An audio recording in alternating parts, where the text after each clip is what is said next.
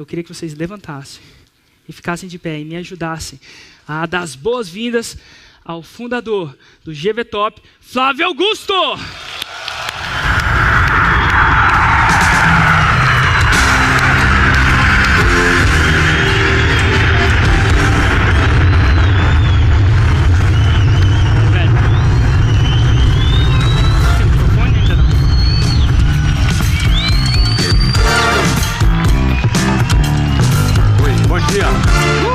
Como vai? Tudo bem? Flávio, antes da gente começar... Obrigado pelo convite, Érico. É um privilégio. Tem uma pessoa de tal calibre, de tal presença. Eu não sei se já ficaram perto dele, só a presença já é uma energia fantástica. Eu queria passar um vídeo. Que fala um pouco.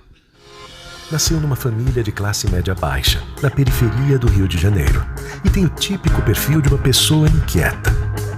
Aos 4 anos de idade, foi expulso do jardim de infância por chutar frequentemente a perna da professora ao obrigá-lo a seguir uma rotina com a qual não concordava.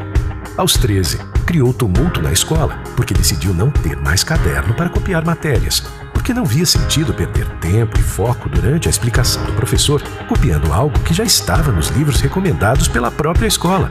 Aos 16 anos foi expulso novamente, dessa vez do Colégio Naval, por contestar o modelo militar e questionar a rotina imposta pela instituição.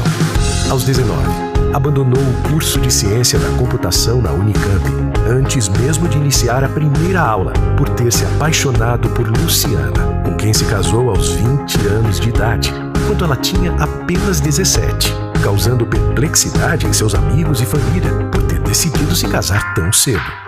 Em seguida, Flávio abandonou a Faculdade de Ciência da Computação da Universidade Federal Fluminense por decidir se concentrar em sua função de vendedor numa pequena escola de inglês, onde tinha um trabalho informal remunerado somente com comissão. A propósito, Flávio nunca teve sua carteira de trabalho assinada, recebeu FGTS ou gozou de férias de 30 dias. Aos 23 anos, abriu sua própria empresa, usando como capital R$20 mil do cheque especial, a um custo de 12% ao mês. Com este currículo nada convencional, Flávio trabalhou por 18 anos e expandiu sua companhia para 6 países, abrindo quase 400 filiais e gerando mais de 10 mil empregos. Em seu auge, depois de crescer nunca menos que 30% ao ano sob sua gestão, vendeu a companhia numa transição bilionária para um grande grupo brasileiro. Quando todos achavam que sua aposentadoria havia chegado, Flávio comprou um time de futebol profissional nos Estados Unidos, gerando muita desconfiança. Afinal, o futebol nos Estados Unidos ainda era considerado um esporte irrelevante. Flávio investiu $110 milhões neste projeto. Depois da Copa no Brasil, apenas poucos meses depois de sua aquisição, o mundo inteiro se rendeu ao mercado americano, considerando-o um fenômeno e a próxima fronteira conquistada para o mercado de futebol. Isso elevou a avaliação de seu clube em mais de $325 milhões, o que tem sido alvo de assédio por investidores de todo o mundo. Fundou há 4 meses o meusucesso.com, uma escola online de negócios, onde mais de 30 mil alunos já participaram de suas aulas em apenas 4 meses. Aliás, esta startup precisou de apenas 38 dias para faturar o seu primeiro R$1 milhão. Ainda em 2014, fundou o TBDH Capital, que já investiu em mais de 5 empresas nos últimos meses. Flávio questiona o inquestionável, cria, busca soluções e acredita no potencial do ser humano, principalmente dos que são rejeitados e considerados desqualificados por não terem, como ele, se adequado ao modelo convencional. Flávio considera o sistema de ensino formal limitado e ultrapassado por não priorizar o desenvolvimento das capacidades emocionais e a construção de uma mentalidade vitoriosa. É um sistema focado somente no acúmulo de informações, como se isso fosse o bastante para que um indivíduo se torne relevante para a sociedade. O seu maior prazer é ver o torto se endireitar, o feio desabrochar sua beleza e o rejeitado tornar-se desejado por aqueles que um dia o desprezaram. Há 3 anos e meio, diante de todos os seus compromissos, Flávio criou o Geração de Valor, com o objetivo de colaborar com os que estão em busca de conquistar o seu espaço nessa sociedade padronizada e repleta de contradições.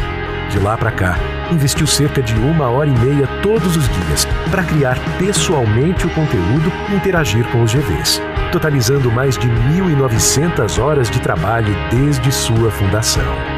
O resultado desses 3 anos e meio é essa coletânea do melhor que foi produzido neste período para lançar este livro. O primeiro livro do Geração de Valor.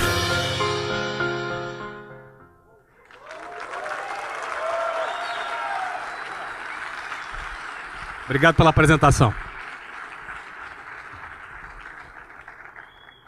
Bom, muito bem. Eu certamente estou falando com um grupo de pessoas que estão bem acima da média, que estão em busca de realizarem os seus projetos, estão em busca de realizarem aquilo que idealizaram, aquilo que acreditam, muitas vezes contra a vontade de outras pessoas ou contra o apoio de outras pessoas, mas que em algum momento decidiu apostar que é capaz de realizar o seu próprio projeto e quer desbravar, como um empreendedor, uma oportunidade de construir a sua própria história.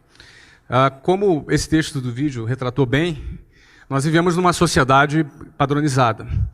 E qualquer iniciativa, qualquer tentativa de sair do padrão, onde grande parte das pessoas são catequizadas a seguirem esse padrão, ela nunca é uma iniciativa que vai ser bem vista ou muitas vezes apoiada por muitas pessoas.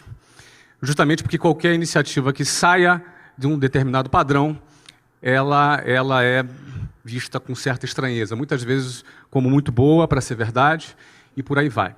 No fundo, a pessoa ela entra no ensino fundamental, ela passa ali a primeira, segunda, terceira, quarta série, depois a quinta, sexta, sétima, oitava, depois o ensino médio. São praticamente 11 anos para que depois ela vá para uma universidade, em seguida ela arrume um estágio, ela tenha um emprego, e ela eventualmente compra um apartamento, uma casa financiada por 30 anos, onde ela vai passar o resto da vida naquele bairro, naquele local, onde ela cria raízes, e elas entendem que a vida é simplesmente isso. É claro, é óbvio que é muito importante que as empresas privadas tenham profissionais, funcionários competentes, é muito importante que as empresas públicas tenham funcionários competentes, isso é muito importante. No entanto, o sistema todo ele conduz apenas para essa alternativa. E, na realidade, não existe apenas essa alternativa. Não é? Uma pessoa, um jovem, ele pode ser um músico, e ter um músico de sucesso, e ser realizado como músico. Ele pode ser artista, um artista plástico. Ele pode ser um bailarino. Ele pode ser um sacerdote. Ele pode ser um político. Ele pode ser um atleta. Ele pode ser um empreendedor. Não é? Ou seja, as alternativas dentro da sociedade são muitas. No entanto, qualquer iniciativa individual que saia desse modelo padronizado, ele vai ser, num primeiro momento, muito questionado. Não é? Muito questionado. E eu quis abrir aqui esse nosso papo falando sobre isso, porque existe uma fase na vida de um empreendedor que é aquela fase que ele ainda não conquistou credibilidade. As pessoas ainda não depositam sobre ela ainda uma grande credibilidade. Então, essa iniciativa de sair do padrão, ela vai ser sempre criticada. Ela vai ser sempre, muitas vezes, até vítima de chacota. Mas o que acontece depois que vem os resultados? Na opinião de vocês. Esse mesmo cara desestruturado, esse mesmo cara, essa mesma pessoa criticada, essa mesma pessoa que foi vítima de bullying, de chacota, essa mesma pessoa recebe os famosos tapinhas nas costas, os parabéns, e aquelas mesmas pessoas que criticaram serão as mesmas pessoas que vão chamar aquele desajustado de visionário, de gênio, o cara. No fundo, Essa mesma sociedade que é padronizada é a mesma sociedade que se comporta com essa mesma hipocrisia. Porque, no fundo, as pessoas vão estar sendo valorizadas por aquilo que ela tem, pela quantidade de dígitos que ela representa. No fundo, ela vai ser valorizada pela tag dela, pela etiqueta dela, pelo patrimônio que ela representa. Isso significa a hipocrisia da sociedade que nós vivemos. Porque eu passei a grande parte da minha vida morando na periferia do Rio de Janeiro. E era muito comum, na minha rotina, eu gastar 4 horas e meia por dia para ir e voltar para minha casa. Desde a época que eu estudava, longe de casa, desde quando eu comecei a trabalhar numa escola de inglês. Então eu gastava 4 horas e meia por dia como uma sardinha em lata dentro de um transporte público. Seja um ônibus, um trem, eu pegava muito ônibus e trem. Não é? E esse público que frequenta os transportes públicos no Rio de Janeiro é visto com preconceito, gente desqualificada, uma massa sem perspectiva. Não é? No fundo, quando, da mesma maneira que, num determinado momento, para ter um talão de cheque num banco, eu quase que me ajoelhava para pedir para um gerente do banco, quase que pedia, pelo amor de Deus, me dê um talão de cheque, não é? Os mesmos bancos hoje me procuram para me pagar almoço. Antes eu não tinha dinheiro nem para pagar almoço. Não é? Hoje eles me procuram para pagar almoço. Não é? Então, é importante entender que é desse jeito que funciona, é dessa maneira que é. Você não é nenhum coitado se você está sendo desacreditado, se você está sendo uma pessoa que não está sendo incentivada, que não está recebendo eventualmente algum apoio. Não é? É desse jeito que funciona. Quando nós entendemos que é dessa forma que funciona, é dessa maneira que o jogo funciona na sociedade, nós temos um projeto em mente, nós temos um propósito em mente, entender que é desse jeito que funciona, entender que é dessa maneira mesmo que a sociedade se comporta, te dá força para atravessar o momento do início quando você ainda não conquistou a sua credibilidade. Só que no dia que você vencer e que todo mundo puxar o seu saco, e que no dia em que as pessoas passarem a te dar valor, não é que o teu valor aumentou. O meu valor é exatamente o mesmo de hoje do que quando eu estava dentro de um ônibus lotado, dentro de um trem lotado, quando o trem dava pau, não sei como é que fala aqui em São Paulo, lá no Rio a gente falava que o trem avariava. É assim que fala aqui também? Eu não sei. O trem dava pau entre uma estação e a outra, e a 40 graus do Rio de Janeiro, a gente tinha que todo mundo pular do trem e andar pelos trilhos. Você tem noção que é caminhar em cima daquelas pedras? Se está 40 graus, deve estar uns 50 graus naquelas pedras. Você caminhava 10 minutos para chegar na próxima estação. Então o meu valor é o mesmo. O teu valor hoje é exatamente o mesmo do que o dia que você conquistar alguma notoriedade. A diferença é que a sociedade vai perceber o seu valor de uma outra maneira. Então o segredo é você não se iludir com o que a sociedade hipócrita pensa a seu respeito. Nem quando você está em baixa e nem quando você está em alta. Quando você está em baixa, você não é esse cara desqualificado, ou esse cara desprezível, ou esse favelado da periferia, ou essa pessoa que ainda não conquistou nada. Isso não é verdade. Da mesma maneira que não é verdade, que se um dia você conquista a sua notoriedade, você é o cara. Você também não é o cara. Muita gente não consegue conviver ainda com esse período em que ainda não conquistou a sua credibilidade, e muita gente, quando conquista o primeiro sucesso na vida, o cara já se sente que é o cara. O cara já se sente a última Coca-Cola do deserto. E aí, ele se perde. Muita gente se perde na hora que tem um primeiro sucesso e depois não consegue avançar. Mas o mais importante que eu queria começar aqui dizendo, porque assim, eu não estava planejando dizer isso, eu tenho uma outra apresentação aqui, mas quando eu vi esse vídeo aqui, não é que... Pô, cara, que apresentação, não é? Quando eu vi esse vídeo aqui, eu me vejo forçado a te dizer que eu não sou o cara. Quero dizer isso para você, que eu não sou o cara. E eu quero dizer também para você que você também não é o que muita gente está tentando te convencer o que você é. E quando você entende quem é você e qual é o seu valor, na hora de você iniciar seu projeto, na hora que você tem que estar muito determinado, na hora que você tem que estar muito focado para fazer as coisas darem certo, porque não é fácil, é mentira quem vai te dizer que é fácil. Se alguém disser que é fácil, é mentira, seja quem for. Se eu disser que é fácil, é mentira. Mas o cara que disser que é impossível, esse cara é um sabotador de sonhos. Não é verdade, é possível. Não é fácil, mas é possível. E isso é mais do que o suficiente para quem quer fazer acontecer. Isso é mais do que o suficiente. Saber que é possível, é 1 em 1 milhão, não me interessa. Isso é mais do que o suficiente para alguém que está determinado em construir a sua história e fazer diferença, perseguir, perseverar em busca do seu objetivo. Isso é mais do que o suficiente. Então, nada disso estava programado. Eu queria fazer apenas essa introdução para falar um pouco aqui da minha trajetória, um pouco muito do que está naquele vídeo, sob o ponto de vista do que eu entendo serem os 3 pilares fundamentais para o empreendedorismo.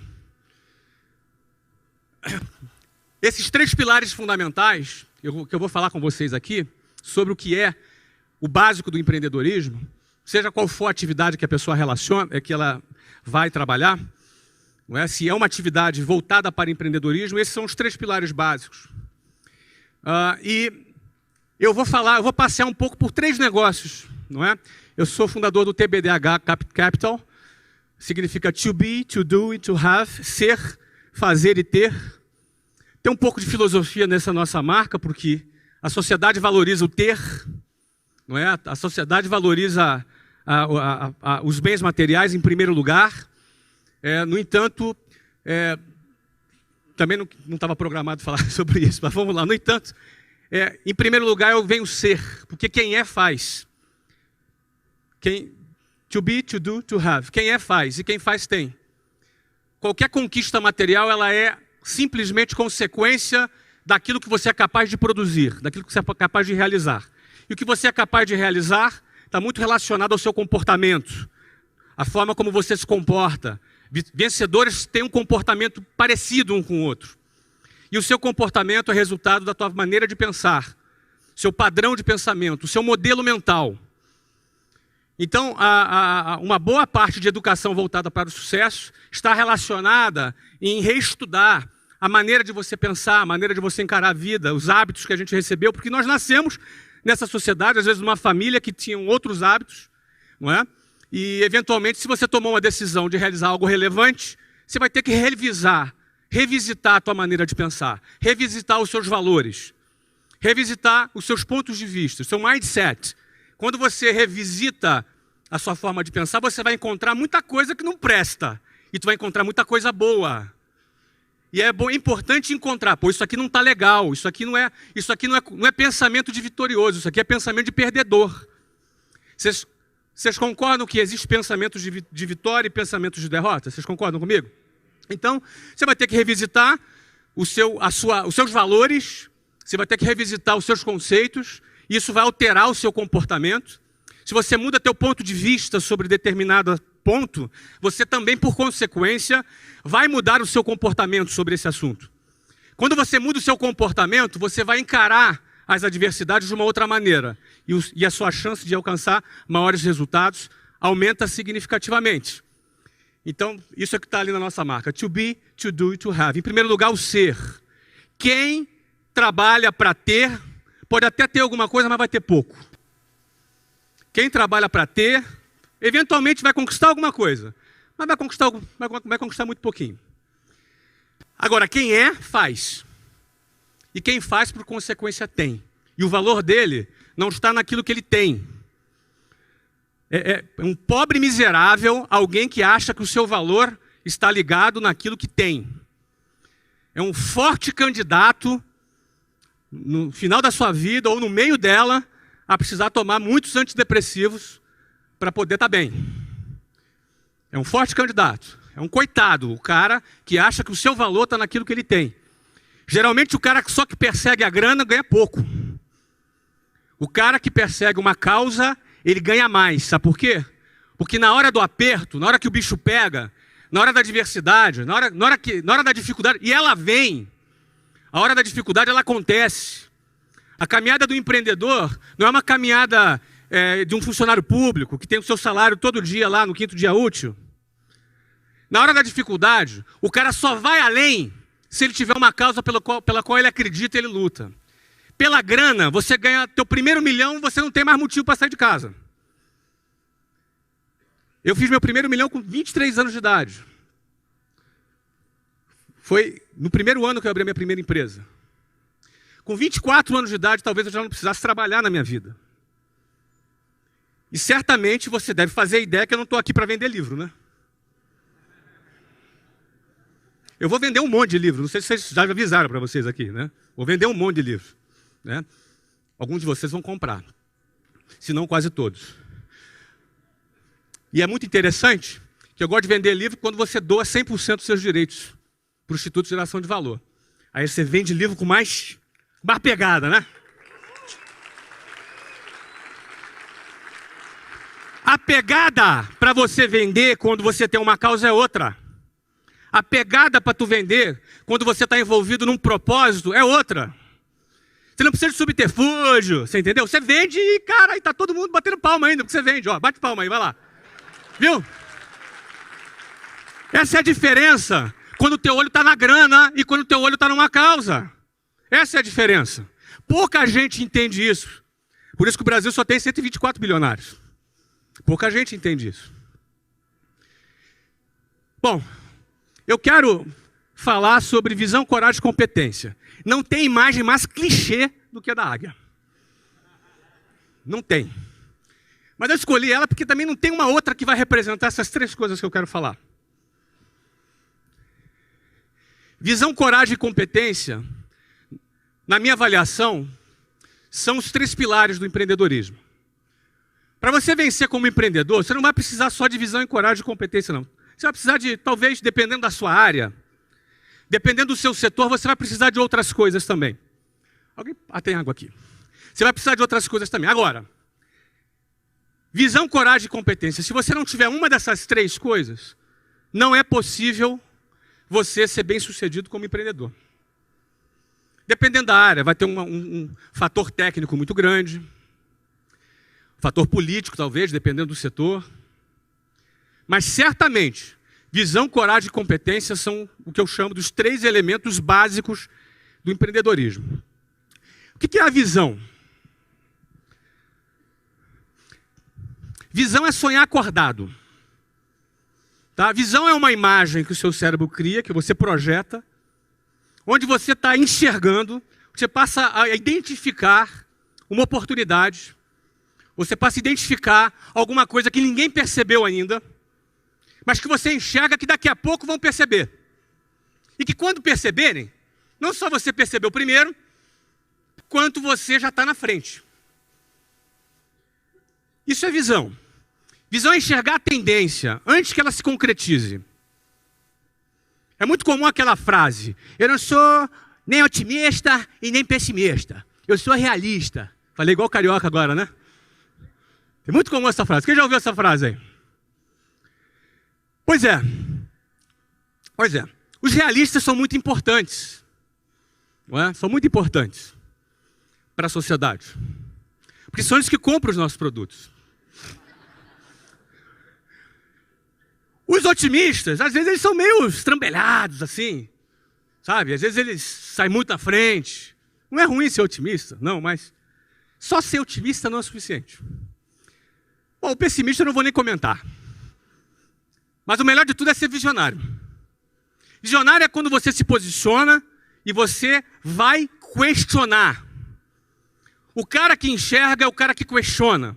O cara que não questiona é o cara que aceita, segue a boiada, simplesmente, segue o fluxo. Ele aceita, ele não questiona, ele copia a matéria mesmo estando num livro. Não se ofenda se você copiava a matéria. É um exemplo só. Ele faz uma coisa porque todo mundo faz. Não, eu copio porque eu fixo melhor. Tá bom. É o que acontece. Ele faz porque todo mundo faz. Ele não questiona. Agora, quando você questiona, você corre risco de ser expulso da escola. É verdade. Mas quando você questiona, você também se coloca numa posição de enxergar alguma coisa que não tem ninguém trabalhando para enxergar. Você vai começar a enxergar aquilo que ninguém vê. Certo? Então a visão é fundamental. Então, por exemplo, já comprou o livro, parabéns. Tá, mas... Bom, e aí o que acontece? Comprou 5 ou 1 só? Bom, o que acontece? A visão, ela é importante. Agora, o cara enxergou oportunidade. O cara enxergou assim, pô, cara, a internet chegou, tem mais de 100 milhões de consumidores no Brasil de internet, uma oportunidade incrível para se realizar negócios na internet. Ninguém percebeu ainda. O varejo ainda trabalha com altos custos operacionais. Eu tenho a possibilidade de desenvolver uma metodologia para vender o meu produto. Bom, ele tem que ter essa visão, concorda? E ele, pô, a maioria não enxergou isso ainda. Ótimo. Agora, só a visão funciona? Além da visão, ele precisa ter o quê? Ele precisa ter coragem. Se você tem uma visão, uma ideia, um projeto, mas não tem a coragem, sua ideia vai ficar na gaveta. E aí você vai ter que conviver com aquela situação. 3 anos depois, eu quase que eu fiz isso aí. Poxa, ia ser legal, né? Porque você não teve coragem. Só ter a visão não adianta. O cara teve a visão, agora ele precisa se mover. Ele precisa ter a coragem. Ele precisa enfiar a mão no bolso. Ele precisa correr algum risco. O que é coragem? Fui para o dicionário. A coragem, ela é firmeza de ânimo ante o perigo, os reveses e os sofrimentos. O cara que tem coragem, ele se move sabendo que ele corre o risco de ter reveses, que são perdas, e ter sofrimentos. O cara que não tem coragem, ele enxerga a possibilidade dele ter esses problemas, e aquilo é suficiente para o cara parar. Porque o medo é parte natural do ser humano. Todos nós sentimos medo. Eu sinto medo. Você sente medo. E que bom que a gente sente medo, porque o medo é parte, inclusive, da nossa sobrevivência. Não é? A criança, quando é muito novinha, não tem noção do perigo, ela não tem medo. Você tem que estar de olho. Tem um filho de 4 anos, tem que estar de olho nele o tempo inteiro. Agora menos um pouco, mas quando tinha 2, então, o tempo inteiro de olho nele. Certo? Então o medo, ele faz parte. Agora, o que você faz com o medo? Quando você sente o medo? Como é que você reage ao medo? Uns enfrentam o medo. Porque a visão dele não é uma coisa louca. Não, eu vou fazer, porque... Não é uma coisa inconsequente. Ele tem a visão. Mas o que faz ele se mover? Ele tem que enfrentar o medo. Enquanto outros se acovardam diante do medo. O medo só gera esses 2 tipos de reação. Ou a coragem ou a covardia. Qual dos 2 sentimentos é o sentimento do vitorioso e qual o sentimento do perdedor? Não precisa responder, já sei que você sabe. Então é parte da vida do empreendedor que deu certo. Em algum momento, todo negócio que deu certo é resultado de uma decisão corajosa. Todo negócio que deu certo, todo cara bem-sucedido, todo cara que fez acontecer, em algum momento ele tomou uma decisão corajosa. Nada é natural, nada acontece, nada rolou. Deixa rolar, deixa a vida me levar. Não, nada disso. Tudo é resultado de uma decisão corajosa em que alguém pegou na espada e no escudo e foi para o campo de batalha e fez acontecer. É assim que funciona. Bom, aí esse cara teve visão, teve coragem. Só que na hora de pôr em prática, ele precisa ter o quê? Ele precisa ter competência. Não adianta o cara ser esforçado e querer trabalhar com marketing digital e não saber nem ligar um computador, concorda comigo? Na hora da competência, o que o cara tem que fazer? Ele tem que saber fazer o que ele tem que fazer. Eu trabalhei com curso de inglês. Quando eu abri o meu negócio de curso de inglês, o que aconteceu? Eu já tinha 4 anos de experiência com uma rede de escolas de inglês. Então é fundamental o cara ter a competência, certo? Então a competência é principal. E muitas empresas quebram nessa hora. Porque na hora de botar a mão na massa, o cara acha que empreender é ficar no ar-condicionado só. Na hora de botar a mão na massa, o cara acha que empreender não depende de de um conhecimento técnico, ele vai ter que ter o conhecimento técnico. E aí entra a competência. Bom, eu vou falar de 3 empreendimentos que o TBDH Capital hoje investe talvez em 8 empresas. Metade delas nós fundamos e metade delas nós adquirimos. Eu vou falar de 3 casos aqui e vou procurar identificar na história desses 3 empreendimentos como é que se comportou essa questão da visão e da coragem e da competência. Estou falando muito rápido aí? Então vamos lá. Primeiro caso é esse aí. Em 1995, eu abri a WhatsApp, a primeira escola de inglês da WhatsApp. Eu não sabia ligar o computador, mas eu sabia contratar quem é que sabia ligar o computador, porque eu não falava inglês quando eu abri a WhatsApp. Mas eu sabia contratar o cara que falasse inglês. Não é assim, Érico? É isso aí. Não é? Muito bem. Ou seja, quando eu fundei a WhatsApp em 1995, qual foi a visão? O que me moveu a fazer isso? Engraçado que o que nos move são coisas diferentes em momentos diferentes. No meu caso, foi isso que me moveu. Olha a cara de malandro do cara. Eu tinha 19 anos, a Luciana tinha 16. Essa foto, na realidade, eu tinha 18, ela tinha 15. E quando eu deixei de lado a Unicamp, que eu ia fazer engenharia de computação, eu estava no Rio de Janeiro e precisava pagar o cinema, pagar um restaurante, precisava ter dinheiro para poder a gente sair. Então essa foi a minha primeira motivação. Você vê que não era uma coisa grandiosa, tá vendo? Era pagar o sorvete. Para pagar o sorvete, aliás, a Luciana, nós estamos casados, vamos fazer 22 anos de casado, temos 3 filhos, não é? Nos casamos em 1992, não é? Eu tinha 20 anos, ela 17 anos. Mas quando eu fui trabalhar na WhatsApp,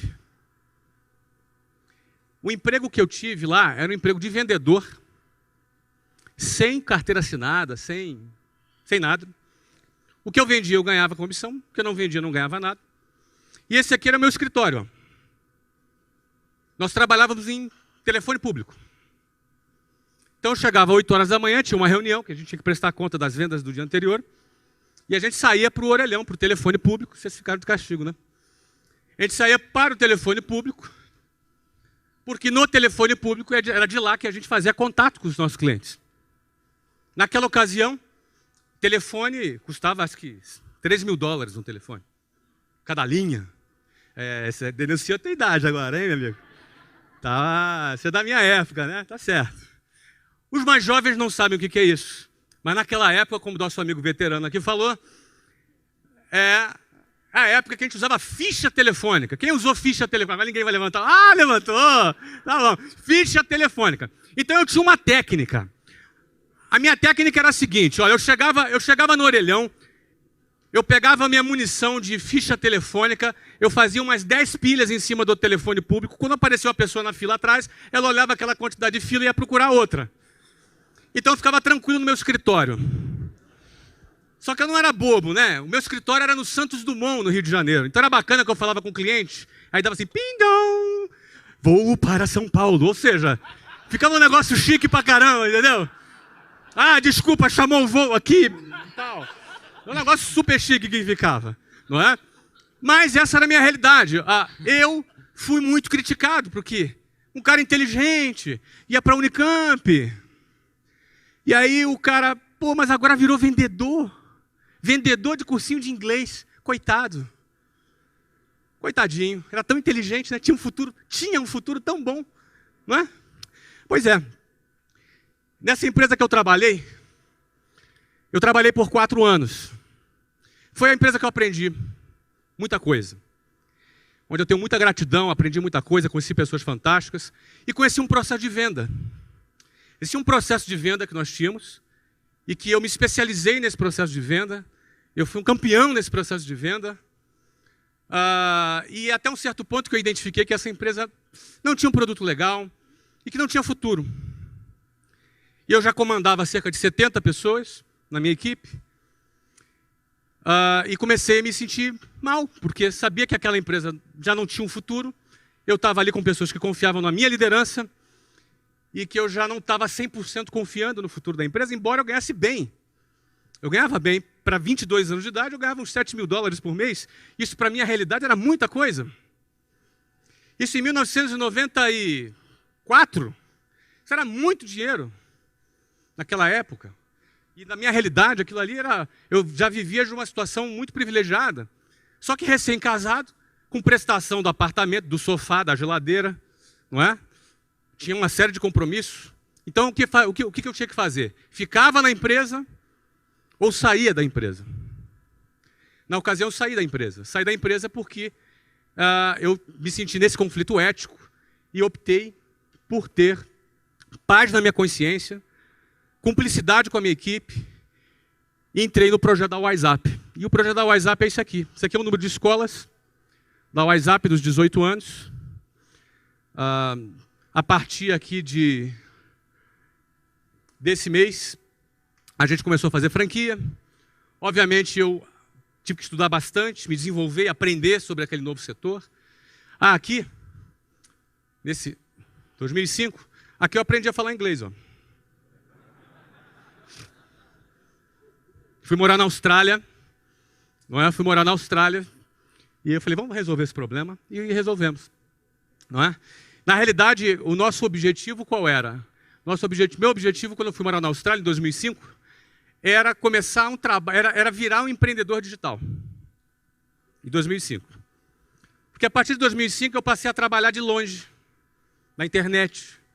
Porque eu tinha escolas. Só que da Austrália, eu passei a morar na Austrália, viajava uma vez a cada 2 meses para o Brasil e tocava o negócio à distância. Por que eu decidi tocar o meu negócio à distância? Eu queria provar para o mercado que o negócio que eu construí tinha valor e que não dependia da minha presença, que não dependia da minha atuação. Então, se eu consigo provar para o mercado que o negócio que eu criei, que a marca que eu criei tem valor e que não depende da minha presença, significa que esse negócio passa a ter valor para o mercado. E aí eu fui para a Austrália para querer provar isso para o mercado. Sabe o que aconteceu? Deu tudo errado. Tive que voltar correndo que o negócio... O crescimento que estava... Ia ser uns 40% aquele ano, se eu não volto, a gente não fechava nem 25%. Eu tive que chegar à conclusão que realmente o negócio ainda dependia muito da minha presença. E eu botei o rabinho entre as pernas, arrumei as malas e voltei para o Brasil para tocar a minha empresa. Isso em 2006 eu voltei para o Brasil. E aí o que acontece? Em 2009, mais maduro, desenvolvi mais know-how, preparei mais a empresa, preparei mais os executivos da empresa. Nessa altura já eram cerca de 9.000 funcionários na empresa. A essa altura, já mais maduro, mais preparado, eu me mudei para os Estados Unidos. Fui morar em Orlando em 2009, com o mesmo objetivo. A empresa precisa mostrar que é uma empresa que tem valor, que ela não depende do meu trabalho direto. E aí, como vocês podem ver aqui no gráfico, acho que eu já estava atrapalhando, né? Quando eu viajei. O negócio passou a crescer 50% ao ano, quando nós vendemos a companhia, em 2013, para um grande grupo brasileiro. Tá? Uma das maiores transações do setor de educação, talvez uma das 3 maiores transações do setor de educação da história, que foi feita essa venda em 2013. Não é? Quando eu vendi esse negócio, ou seja, eu tive a visão de que o inglês seria um idioma que seria importante no futuro, porque na década de 90 o inglês não era lá tão... era recomendável. Hoje o inglês se tornou uma coisa importante, super importante. Essa foi a visão. A coragem foi de eu pedir demissão e sair e entrar. E a competência foi a execução desse processo em 18 anos. Morando nos Estados Unidos, em 2009, meu filho, que tinha 9 anos nessa época, começou a jogar futebol. E ele é bom de bola. Aliás, hoje ele joga no Benfica, na base do Benfica, onde ele tem 14 anos. E lá nos Estados Unidos, ele começou a jogar futebol. E começou a se destacar. E aí eu arrumei um emprego. Emprego de motorista de jogador de futebol. Eu viajava todos os fins de semana com o Breno para participar dos torneios espalhados pela Flórida. O que eu comecei a ver lá? Comecei a enxergar lá. Qual foi a minha visão lá? Comecei a enxergar o seguinte. Um monte de criança, um monte de adolescentes, um monte de pais. Num torneio, milhares de crianças jogando futebol. Isso estava fora do meu radar. Estava fora da minha intuição. Minha intuição dizia que eu ia encontrar lá beisebol, basquetebol, futebol americano, mas não aquela audiência do futebol. Eu fiquei um pouco incomodado com aquilo. Eu falei, como é que pode isso? Por que é isso? Não é? Aí eu fui comprar uma pesquisa. A pesquisa que eu comprei mostrou isso aqui. Os Estados Unidos têm 24 milhões de pessoas praticando futebol. Você sabe qual é o esporte mais praticado nos Estados Unidos hoje? Futebol. Está no teu radar isso? Nem no meu estava. Em 2011, quando eu peguei essa pesquisa, não estava no meu radar. Não estava no radar do mercado. Não estava no radar dos patrocinadores. Não estava no radar da imprensa especializada. Ou seja, você tem um mercado de 300 milhões de habitantes com hábitos de consumo maduros relacionados ao esporte, onde o esporte mais praticado nesse país, que é a maior economia do mundo, é o futebol. E eu não sabia. E eu via que muita gente não sabia. É o segundo esporte preferido do americano até 24 anos de idade. Ou seja, é o segundo esporte. O primeiro é o futebol americano. É o segundo esporte preferido. Ou seja, o futebol até 24 anos de idade está dentro da preferência do americano, acima do beisebol e acima do basquetebol. Primeiro esporte do público latino. São 56 milhões de latinos que vivem nos Estados Unidos. 56 milhões é 5,5 vezes a população de Portugal. Essa é a população de latinos que vivem lá nos Estados Unidos. Tem 21 mil torcedores por jogo. É a quinta maior média no mundo. Perde para a Alemanha, Inglaterra, Espanha e México. Imagina. Você sabe qual é a média do Campeonato Brasileiro? A média do Campeonato Brasileiro são 12 mil torcedores por jogo. Média. A média do Campeonato Paulista são 5 mil torcedores por jogo. A média do Campeonato Carioca são 2.300 torcedores por jogo. A média da MLS, da Liga Profissional, são 21 mil torcedores por jogo. Isso está dentro do seu radar? Não estava no meu. Quando eu me dei conta dessa situação, qual foi a visão? Que o futebol é um fenômeno em plena ebulição nos Estados Unidos, o maior mercado de marketing esportivo do mundo, porém ainda não tinha sido percebido pelo mercado. Logo, ainda não precificado. Oportunidades que não foram percebidas pelo mercado ainda não foram precificadas. O que significa isso? Você comprou um apartamento numa rua. Você pagou 100 mil reais. Imagina essa situação. O número é só para você ter uma referência. E aí você fica sabendo que vai construir um shopping em frente desse apartamento. O que acontece com o preço desse apartamento? O que acontece com quem tem essa informação antes que a maioria das pessoas tenha essa informação? Nesse caso é uma informação privilegiada. Quem tem visão capta a informação privilegiada através da sua visão. O que foi feito nesse momento? Em maio de 2013, aquele é Phil Rawlins, ele é um inglês, ele que foi o fundador do Orlando City. Eu comprei o Orlando City por 110 milhões de dólares. Esse investimento inclui a construção de um estádio. Naquele momento, eu ouvi um dos adjetivos que eu mais gosto de ouvir. Qual é? Ei, cara. Puxa, se faz muito tempo que não te chamo de louco, provavelmente você está errando em alguma coisa.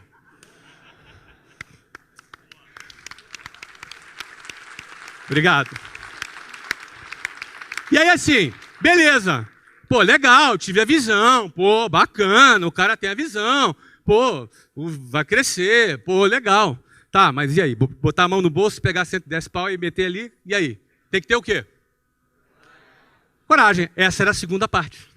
Tinha que ter coragem. Não é? Então, vamos lá. Vamos lá. Vamos apostar no projeto. E nós fizemos a aquisição lá do clube. Em agosto de 2012, foi em maio. Em agosto de 2013, foi feita a aprovação da PPP para a construção do estádio. É uma parceria público-privada. Não é?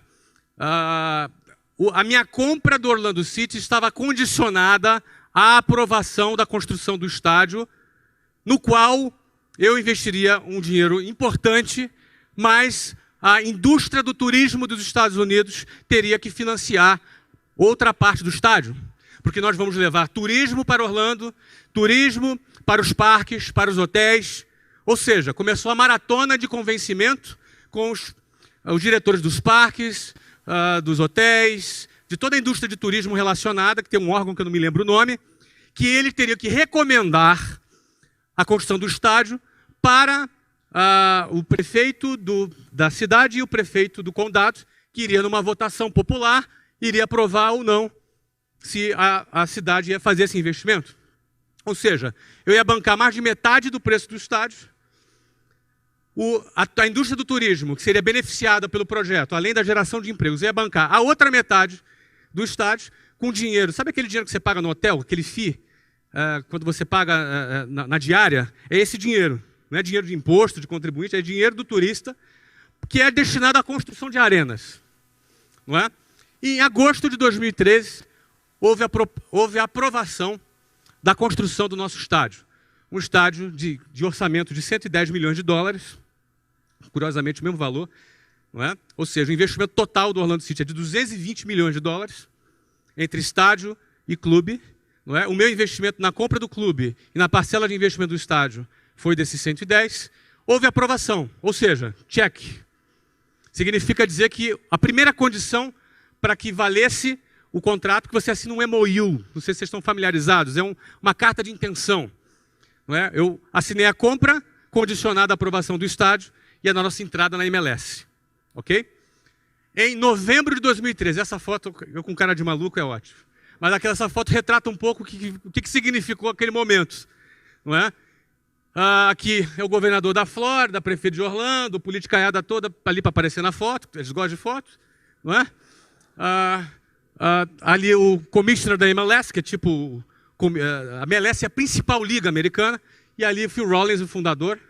Nós ali fomos nomeados, com milhares de torcedores ali presentes, a nova equipe que participa da elite do futebol dos Estados Unidos e do Canadá, que é a Major League Soccer, a MLS. Okay? Então, nesse dia, foram cumpridas todas as condições. Construção do estádio e a nossa entrada na MLS. Em fevereiro de 2014, tivemos uma nova aprovação. Isso aqui é no condado, a aprovação do upgrade do estádio. Ou seja, nosso estádio de alto nível, campeão, super moderno, não vai atrasar e não tem superfaturamento.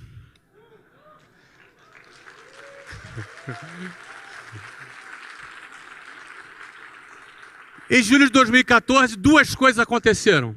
Primeira, contratamos o Kaká, assinamos com o Kaká. Eu já trabalhava com o Kaká já uns 2 anos na empresa que eu trabalhava. Não é? Ele já estava conversando já há um tempo. Nós assinamos, anunciamos publicamente a contratação do Kaká. Quem é tricolor aqui? São Paulino? Então, emprestamos o Kaká para o São Paulo, que está na Libertadores, não é? É isso aí. Parabéns aos São Paulinos presentes.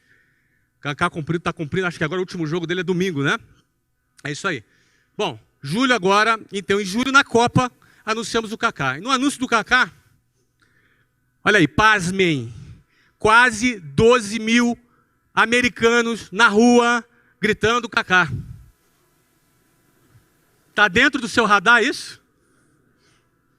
Quase 12 mil americanos nas ruas. O Kaká é o atleta mais seguido nas redes sociais da América hoje. Mais que Michael Jordan, mais que LeBron James, enfim, mais que esses grandes nomes do esporte. Kaká tem um potencial de ser uma das maiores celebridades dos Estados Unidos nos próximos 3 anos. Então ele é um cara de visão. Muita gente chamou ele de louco, o que é bom sinal.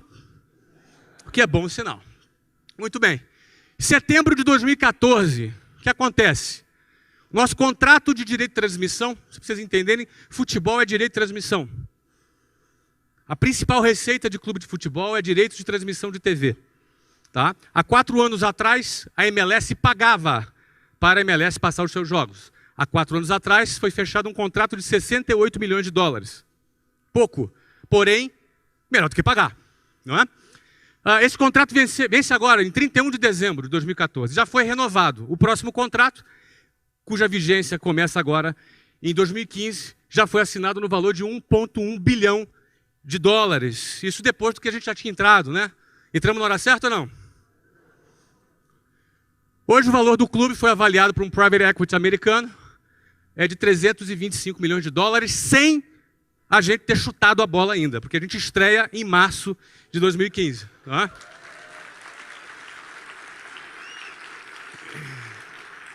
Obrigado. Isso eu só estou querendo retratar o que é a visão, a coragem e a competência.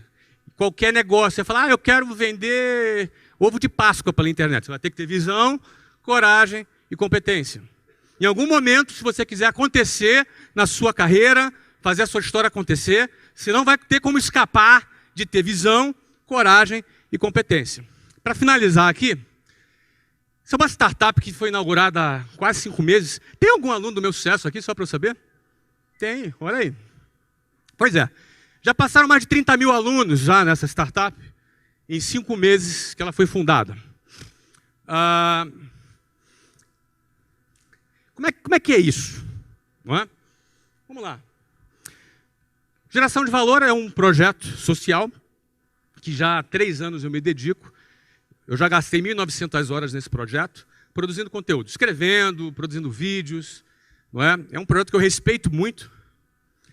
É um projeto que eu trato com muito carinho. Acho que um dia só, em 3 anos e meio, eu não postei alguma coisa no Geração de Valor.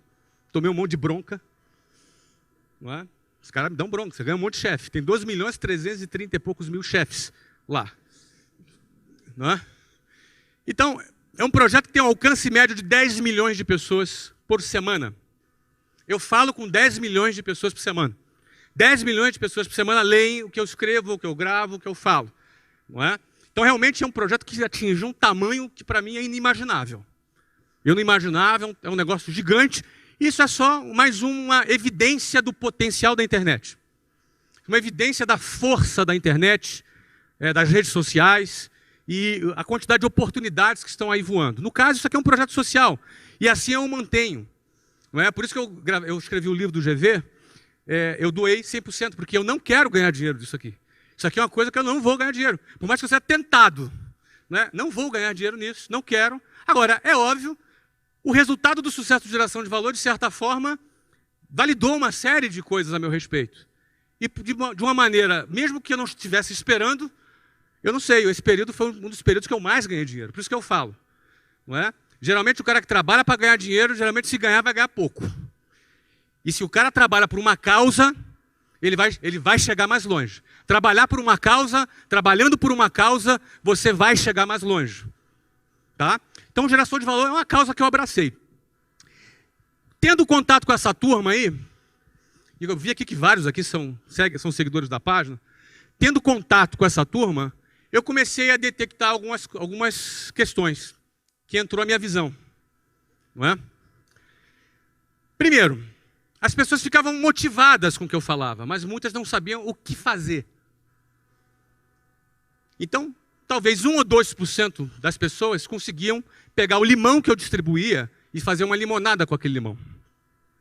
Talvez 30%, 40% pegava aquele limão, ficava com aquele limão na mão e falava assim, e agora? O que eu faço? Não é? Num primeiro momento eu fiquei um pouco frustrado. Falei, será que o que eu estou fazendo vale a pena? Será que eu estou perdendo tempo? Mas rapidinho eu já cheguei à conclusão que se uma única pessoa foi inspirada, se uma única pessoa foi encorajada, já é suficiente para valer a pena 1h30 que eu dedico voluntariamente para esse projeto todos os dias. Então já me resolvi. Tá, mas e o que fazer com aqueles outros 30% e 40% de pessoas que depositam a sua confiança na minha liderança, de alguma maneira, num conteúdo que eu produzo? O que fazer? Bom, para resolver esse problema, a gente tem que criar uma empresa. É uma coisa profissional, que vai realizar um trabalho profissional para atender essas pessoas. Então, o sistema de ensino formal é ineficiente. Essa é a visão. E com essa visão, o que nós vamos fazer? Nós criamos uma plataforma que ajuda a pessoa a empreender. Como é que nós trabalhamos isso? Nós entendemos que os melhores professores para ensinar alguém a empreender é um empreendedor. Alguém que deu certo. Não adianta você ir para uma escola de negócios e ouvir um professor falando teoria. Isso vai te ajudar um pouquinho, porque aquela teoria também é importante. Mas ela não é suficiente. Então, o melhor exemplo e a melhor influência para quem quer empreender é ser influenciado e ensinado por quem empreendeu e deu certo. Esse cara tem autoridade para falar. Esse cara tem legitimidade para falar de sucesso. Ele não fala de sucesso como quem leu num livro. Ele não fala de realizar um projeto como quem escutou alguém falar. Ele viveu. Logo, ele tem legitimidade para falar sobre aquele assunto. A base metodológica do meusucesso.com é assim. Nós pegamos empreendedores de sucesso, grandes empreendedores. Por enquanto, já fizemos 4 estudos de caso. O primeiro foi o meu, fui o cobaia. Não é? Primeiro foi o meu, depois foi o Ari Kozer, que foi o fundador da churrascaria Fogo de Chão. Foi vendida por 800 milhões de reais. O terceiro foi o Geraldo Rufino. O cara foi catador de lixo e tem uma empresa que fatura hoje 50 milhões por ano. É a JR Diesel. O cara simpaticíssimo. O quarto está sendo o Eloy Dávila. Foi garoto de rua, morou na rua e hoje é proprietário da Flytour, que fatura 4 bilhões por ano. Tá? O próximo vou contar aqui, é segredo. Pode contar, Sandro? Não, o Sandro não vai deixar eu contar, não. Posso? Tá, o Sandro deixou eu contar. O Sandro é o CEO. Balança a mão. Quem conhece o Sandro aí? Olha aí. Olha o Sandro ali atrás. O próximo vai ser o... É Shiba, né? Robson Shiba é o fundador da China Box. Não é? Nós vamos contar a história dessa rede que vale bilhões já também. Não é? O que a gente faz? A gente produz um documentário sobre a vida do cara. Então, o que nos interessa? Qual é o padrão mental daquele cara? Como é que ele pensa? Onde ele nasceu? Como é que a mãe dele tratava ele? Como é que era o esquema? Como é que a irmã pensa? O que o vizinho pensa? Não é? A gente vai fazer um documentário em formato cinematográfico da vida do cara. A gente vai fazer um documentário sobre a vida dele. E a gente produz aí, acho que... 2 horas, é quase um longa-metragem, não é? De documentário sobre a vida do cara. Depois de produzir o documentário da vida dele, a gente leva ele para o estúdio, onde o Sandro vai entrevistá-lo num talk show. Nesse talk show a gente vai virar o cara do avesso, a gente vai arrancar... O cara não vai escapar das nossas perguntas, entendeu? Não vai escapar, a gente vai perguntar tudo para o cara, tudo aquilo que ele não responderia, ele não tem escapatória. Porque a gente quer saber qual é o padrão mental desse cara que saiu do zero e construiu um negócio bilionário. No meio dessa conversa, nós vamos identificar dificuldades que ele teve, inovações que ele criou. E aí o que nós vamos fazer? Trazemos os melhores professores das escolas de negócio para dar aula técnica sobre aquele assunto. Então, se o cara teve uma dificuldade de fluxo de caixa, por exemplo, nós vamos dar uma aula de finanças com base na experiência prática daquele empreendedor. Ou seja, a gente conecta o inspiracional, porque você se inspira com a história desses caras, o aspiracional, porque você quer chegar lá também, e o técnico. Você precisa também do conhecimento técnico que a gente pode ali oferecer. Não adianta só a boa vontade. Você precisa aprender a vender, você precisa aprender a gerir fluxo de caixa, você precisa saber gerir uma série de questões se você quer construir um negócio. Não é? Então, a plataforma, ela trabalha com essa metodologia. E, além disso, a gente promove networking, através de vários eventos que a gente realiza, espalhados pelo Brasil, e também uma rede social onde as pessoas estão conectadas. Não é? Então, essa foi a visão. Nós faturamos 1 milhão em 38 dias. O que significa isso? Isso é um investimento alto. É praticamente uma emissora de TV que nós montamos ali na Vila Olímpia. E nesse momento nós não temos área de vendas. Nesse momento nós não temos nenhum processo de venda. Nenhum funil de venda. Nesse momento nós estamos trabalhando no ajuste do produto. Nós estamos trabalhando na excelência do produto. Nós estamos trabalhando para construir o primeiro portfólio de empreendedores sobre os quais fizemos um estudo de caso. Nós vamos iniciar o nosso processo de venda em janeiro de 2015. Ainda assim, mais de 30 mil alunos passaram pelas nossas salas de aulas e faturou 1 milhão de reais em 38 dias. Quais são os planos para esse projeto? São 50 mil, são simples. 50 mil assinantes no primeiro ano, 100 mil assinantes no segundo, 150 mil assinantes no terceiro. Baseado em que eu afirmo isso? Em todo o processo de venda sobre o qual eu domino, já conheço, trabalhei por 18 anos na empresa que eu construí. Não é? E baseado em processos, obviamente, como estamos falando aqui de um negócio digital, em processos de marketing digital. Isso elevará o valor dessa empresa em R$1 bilhão. Hoje, o meu sucesso.com, com 5 meses, está avaliado em 40 bilhões de reais e já nós aceitamos a entrada de um investidor nesse preço. Tá? A previsão é que essa empresa, em 3 anos, no final de 3 anos, já esteja avaliada em R$1 bilhão. Tem que ter visão, coragem e competência. Com visão, coragem e competência, você consegue pensar fora da caixa, enxergar antecipadamente aquilo que as pessoas não enxergam, produzindo informações privilegiadas, né? Trabalhando com coragem, investindo com coragem e com competência para executar. Para eu finalizar, eu não sei nem que horas são. Que horas são aí, por favor? Está no meu horário agora. Para finalizar é o seguinte, esse é o desafio, tá? Esse é o desafio. Eu não sei em que condição você está aqui, não sei se você já ganhou dinheiro, se já não ganhou, se está arrebentando, se o negócio está bombando, se não está. Para mim não faz diferença. Eu não divido as pessoas aqui por essa classificação. Independentemente de qual seja a sua situação, o teu desafio é manter a sua essência. O seu desafio é manter a sua essência. Eu não sei qual é a sua essência, eu vou falar da minha. A minha é essa aqui, ó. Essa é a minha. Eu era um desses caras aqui, ó, alguns anos atrás. Talvez, mas esse aqui que está sorrindo, ó. Mas não sou eu, não. Mas era um desses caras aqui, alguns anos atrás. Eu não quero nunca deixar de ser esse cara aqui. Eu não quero deixar nunca, ninguém, sociedade alguma, me convencer que eu sou o cara, que é mentira. Que esses mesmos hipócritas me desprezavam alguns anos atrás, como provavelmente despreze você. Tá claro o que eu estou falando? Então eu sou eu, hoje e ontem. Você é você hoje. Você é você hoje e no dia que você tiver sucesso, seja você. Não caia nessa. Senão você se perde. Aí o tombo é feio. Tombo é feio. Ninguém vai ser o cara porque tem dinheiro, não. Tombo é feio. Guarde a sua essência. Ó, esse aqui sou eu. Ó. Um desses aí. Ó. Um desses aí sou eu. Um a mais naquela multidão ali. Guarda a tua essência. Agora saiba do seguinte. Não reclama. Que sempre tem alguém pior que você. Ó. Você é na Tailândia. Não reclama que tem sempre alguém pior que você. Muito obrigado, tá, gente? Um abraço. Obrigado.